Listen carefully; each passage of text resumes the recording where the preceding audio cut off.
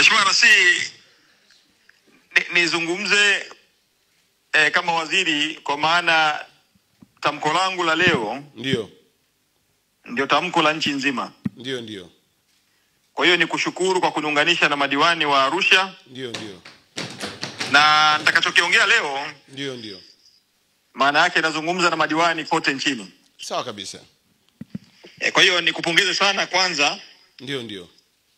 Kwa kuifanya baraza la madiwani la Arusha ndio kuwa ni kituo cha sasa cha kutoa maelekezo kwa madiwani kote nchini.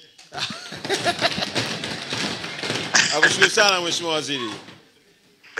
Nianze kwa kusema ndio Mheshimiwa Waziri, mafanikio ya serikali ya awamu ya 6 ndio imetekelezwa vyema. Ndio. Chini ya mamlaka za tawala za mikoa na serikali za mitaa. Sawa kabisa. Hii maana yake msingi wa kazi kubwa ndio ya nguvu na jasho, ufundi na ustadi ndio ambao umefanywa na madiwani kote nchi nzima, ndio wakizisimamia halmashauri zetu kote nchini. Sawa kabisa. Kwa hiyo nichukue fursa hii kuwapongeza ndio mamea wote nchini, ndio pamoja na meya wetu wa Arusha. Sawa kabisa. Kazi yao ndio imeandikwa sawa kabisa katika kitabu cha dhahabu. Sawa kabisa. Kwa sababu wameitumikia nchi hii. Ndio. Wamewatumikia Watanzania wanyonge. Sawa kabisa. Na ndio sababu nasema ndio mafanikio tunayoandika leo ndio ya serikali ya awamu ya 6 hasa katika utekelezaji wa miradi inayotekelezwa na mamlaka za serikali za mitaa ndio ni mafanikio ya pamoja. Sawa kabisa. Baina ya serikali kuu ndio na mamlaka za serikali za mitaa. Sawa kabisa. Zikisimamiwa na madiwani kote nchini. Sawa kabisa. Kwa hiyo ninawapongeza madiwani. Sawa kabisa. Na ninatamani sana tuwaone kesho wakati Mheshimiwa Rais anaendeleza awamu yake ya pili ambayo ndio itakuwa awamu ya mwisho ya uongozi wake katika serikali hii ya awamu ya 6. Sawa kabisa. Hakuna neno lingine zuri ninaweza kusema.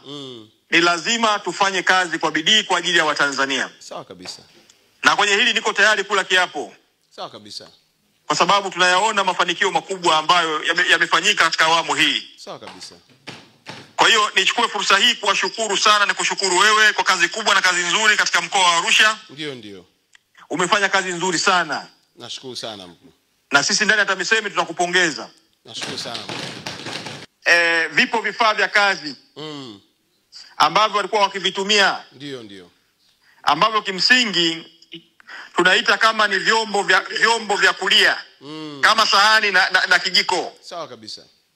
Sasa vyombo hivi ndio kwa mfano hizi iPad ndio sijui vitu vidogo ambao walikuwa wakivitumia ndio ambavyo si sehemu ya mali zinazobaki na halmashauri. Ndio. Kwa hiyo maelekezo yangu kwa katibu mkuu ndio kwamba vifaa hivi ambavyo walikuwa wakivitumia ndio vya kwao wenyewe madiwani ndio waendelee kubaki navyo. Kwa sababu